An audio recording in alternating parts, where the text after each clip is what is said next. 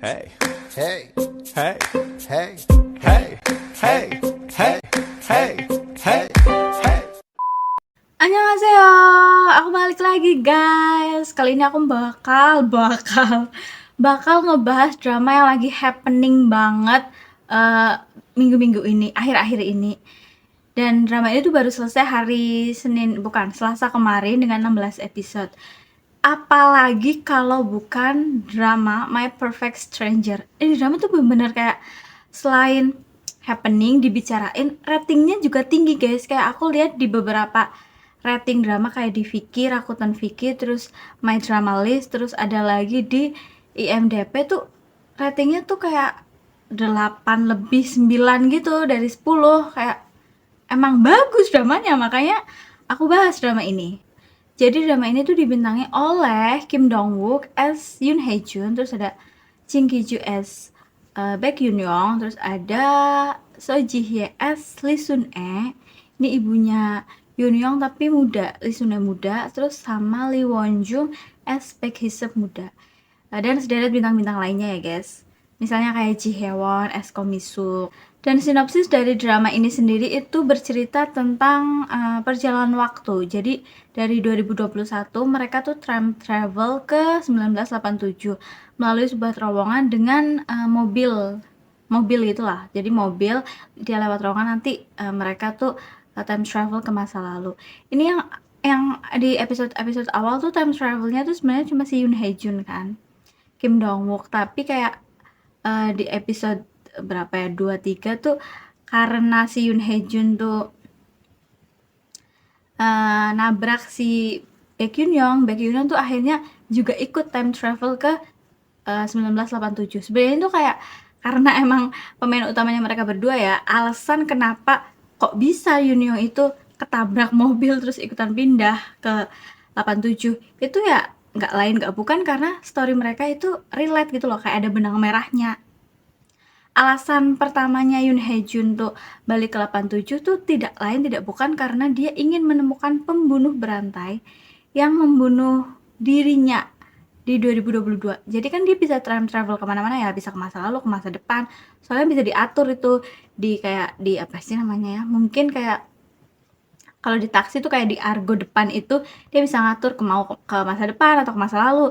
Lah, waktu si Haejun ke masa depan dia kan ingat kayak aku tuh sebenarnya 10 tahun ke depan itu aku ingin jadi kayak hidupnya tuh santai. Soalnya dia kan cukup bekerja keras saat ini. Jadi 10 tahun ke depan aku pengen santai. Ternyata dia time travel ke 10 tahun ke depan, dia udah nggak ada. Which is dia udah mati. Dan ternyata dia mati di tahun 2022. Dan di tahun 2022 itu dia menemukan fakta bahwa ada sign atau apa sih, sign tanda khusus di dekat TKP kematian dia tuh yang sama kayak tanda khusus pembunuhan berantai atau serial killer di tahun 87. So, atas penemuan itu dia berpikir untuk kayak aku time travel ke 87 untuk menemukan siapa pembunuh di 87 gitu. Seru banget kan? Sebenarnya kayak cerita dari drama ini memang tentang misteri pembunuhan berantai ini sih. Lewat mesin waktu, pembunuhan berantai siapa, kayak selama 16 episode literally kita tuh suruh menebak-nebak kayak pembunuh, literally kita diperlihatkan kayak ini loh pembunuhnya itu benar-benar di episode 15-16 gitu, udah akhir banget kan. Jadi kayak aku banyak baca komen kayak ini drama terlalu lambat. Kayak menurut aku ini bukan tipe drama yang sat-sat ini loh pembunuhnya, bukan itu. Emang ini mengungkap misterinya gitu loh. Kita disuruh ikut kayak nebak-nebak alurnya kemana ini sebenarnya, siapa pembunuhnya, lebih ke situ. Walaupun akhirnya tuh kayak sama sekali sign-nya itu kayak ternyata gitu. Cuma emang fokus awalnya menurut aku emang bukan disuruh kayak ini pembunuhnya terus kayak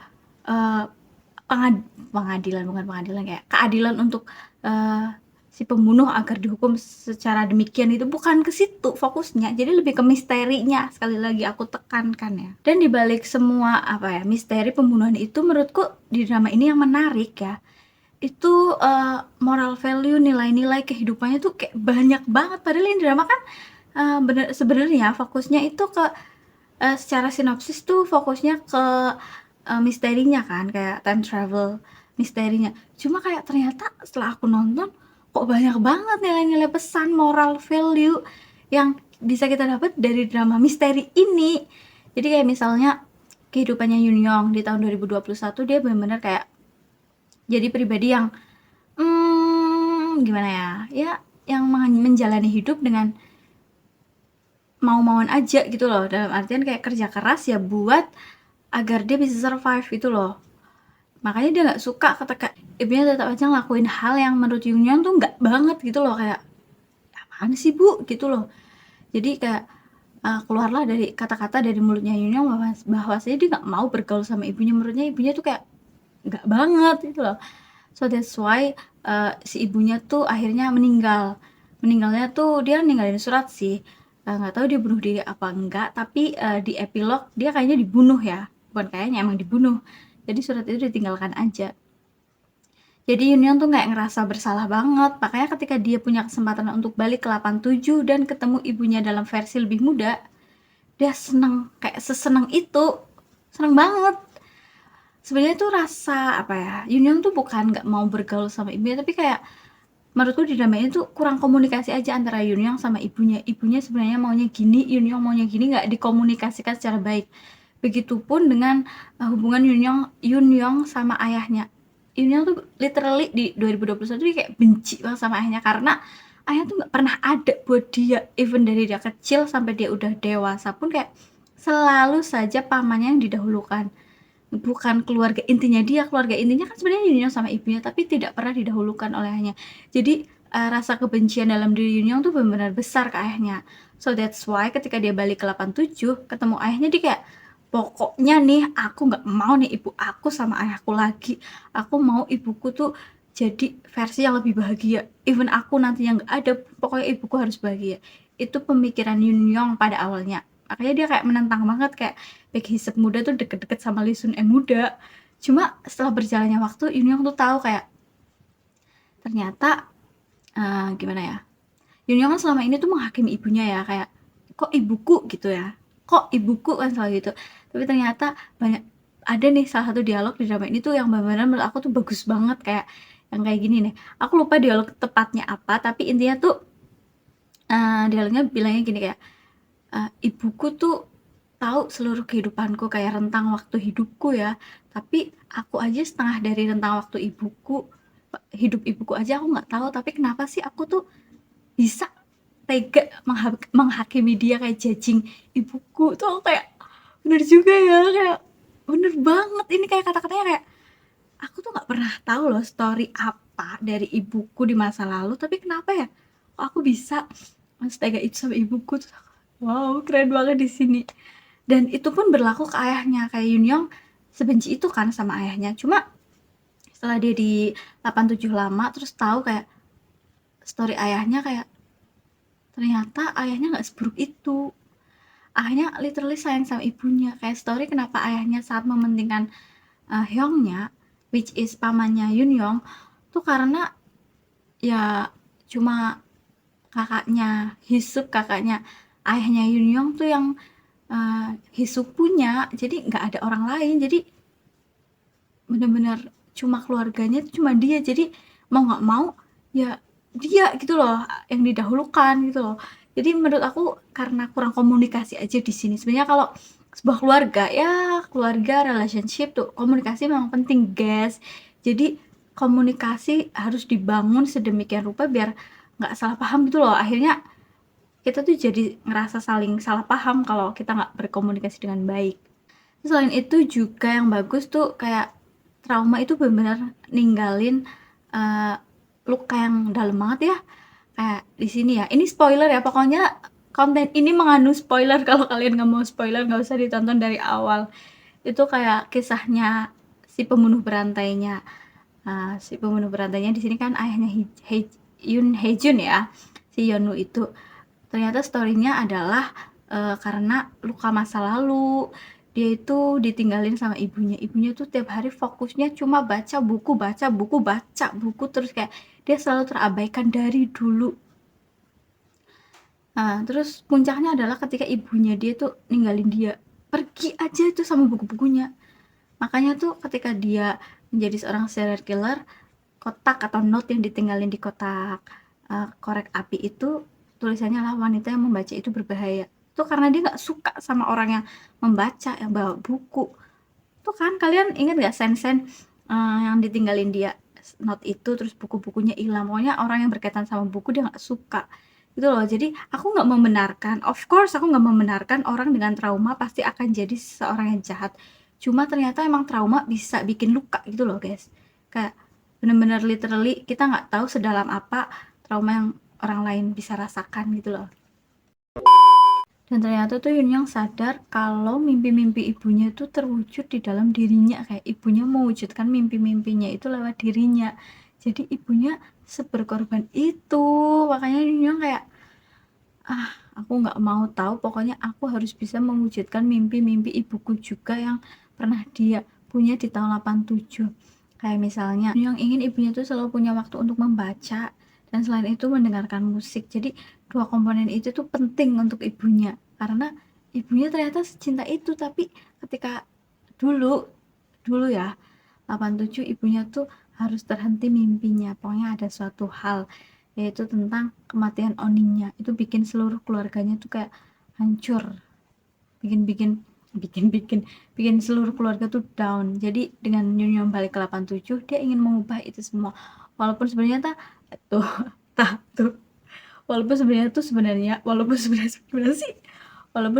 tuh kayak ngubah masa lalu, iya emang bisa jadi ngubah masa depan, bisa jadi lebih baik atau jadi lebih berantakan kan. Itu konsep time travel tuh kayak gitu. Cuma di sini sih bukan yang jadi berantakan juga sih. Nggak sekompleks itu sebenarnya. Terus selain itu karya novel pertamanya Komisuk, Small Door yang sangat terkenal itu, yang sangat dibicarakan itu ternyata kan sebenarnya karya Lee Sun E muda, which is ibunya Baek Yun Young. Jadi Yun Young nggak mau tahu itu novel harus balik lagi atas nama ibunya, berhasil. Jadi kayak mimpi-mimpi itu lambat laun diwujudkan oleh Yun Young agar ibunya tuh jadi dirinya yang lebih bahagia untuk di masa depan. Dan itu terwujud ketika dia balik lagi pakai time travel itu di episode akhir. Dia balik tuh ke rumah, baru nyampe keluar terowongan itu dia langsung ditelepon ibunya. Dia seneng banget karena ibunya ternyata masih hidup. Kan kalian ingat kan ibunya tuh udah mati ketika sebelum dia time travel ke 87. Makanya ketika ditelepon ibunya, ibuku ternyata masih hidup dan kayaknya ini berhasil. Dan ketika dia pulang ternyata memang benar berhasil guys. Ibunya jadi seorang novelis, dia punya keluarga yang bahagia, ayahnya benar-benar di situ ya. Keren banget pasti dia turun tangga sama ibunya meluk Yun Young dan ayahnya nggak pincang lagi. Jadi Yun Young berhasil mengubah masa depan dengan dia hadir di 87. Aku kayak wow, bahagia banget. Itu sih cerita dari sisi Yun Young tuh aku selalu bikin aku interest. Terus kayak storynya dia sama ayahnya, love hate-nya, akhirnya mereka jadi keluarga yang bahagia. Terus backstory terus storynya tentang keluarganya Hee-jun juga kayak kenapa sih sebenarnya kakeknya tuh kayak nggak sayang sama dia dari dulu, kenapa Hee-jun kayak bertanya-tanya kan. Soalnya waktu Hee-jun mati tuh dia time travel terus kan ketemu di tahun berapa itu aku lupa, ketemu kakeknya lagi di pinggiran danau. Terus Hee-jun mikir kayak ngapain kamu di situ terus, kamu juga nggak pernah sayang kan sama aku. Tapi ternyata bukan itu permasalahannya, dia bukan nggak sayang tapi lebih ke gimana ya, mungkin ada kayak rasa kebencian dalam dirinya yang menyembunyikan ternyata ayahnya tuh sebenarnya seorang pembunuh. Jadi kayak lebih ke perang batin aja sih sama Hee-jun tuh. Tapi kan akhirnya mereka saling tahu ya, jadi mereka saling menyayangi juga. Terus story Hee-jun sama ibunya, dia kan benci ya, of course kayak ngerasa kecewa lah karena ditinggalkan semasa dia masih bayi. Tapi ternyata dia tahu backstory-nya kenapa ibunya harus sampai melakukan hal tersebut. Hee-jun jadi kayak lebih legowo, kayak ya pantas, wajar aja gitu loh. Ya sebenarnya bukan mewajarkan juga sih, cuma kayak Hee-jun tahu ketakutan ibunya itu seperti apa. Jadi kayak Hee-jun bilang tuh ke ibunya yang versi muda yang sebenarnya nggak pernah dia temuin sebelumnya, bilang kalau nggak kok, anak kamu nggak akan pernah kecewa sama kamu, anak kamu mungkin akan ngerti kamu berencana memberikan namanya Hejun kan? Sama seperti namaku. Dia pasti pemikirannya pun sama seperti aku. Aku terharu banget di sini.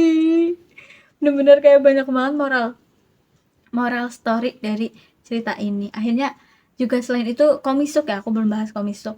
Komisuk kan ini orangnya kayak angkuh, sombong. Nah, dia juga punya sisi lemahnya.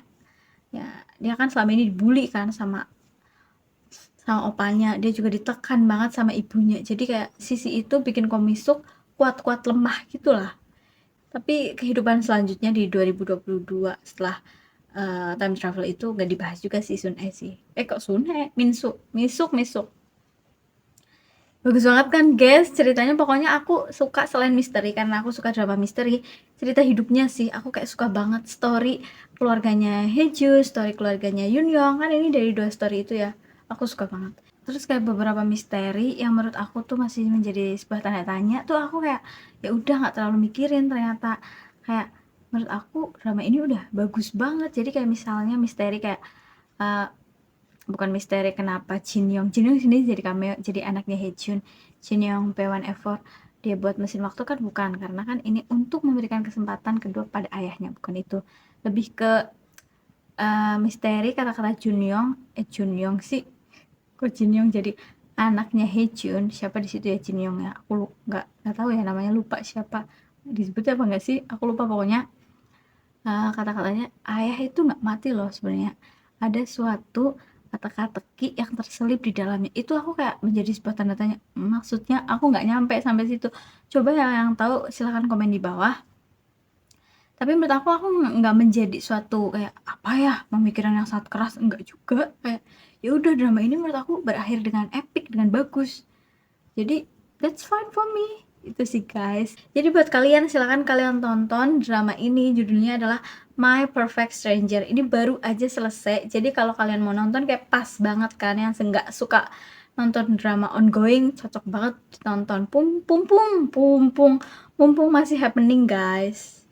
Kalian nggak bakal kecewa nonton drama ini sih. Kalau aku nge-rate mungkin 9 of 10 kali ya.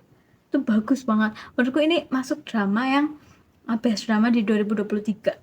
List best drama aku tuh My Perfect Stranger masuk karena bagus. Jadi mungkin segitu aja ya video aku hari ini, karena sumpah ya video aku ini panjang banget. Aku bingung editnya. Tapi nggak apa-apa ya.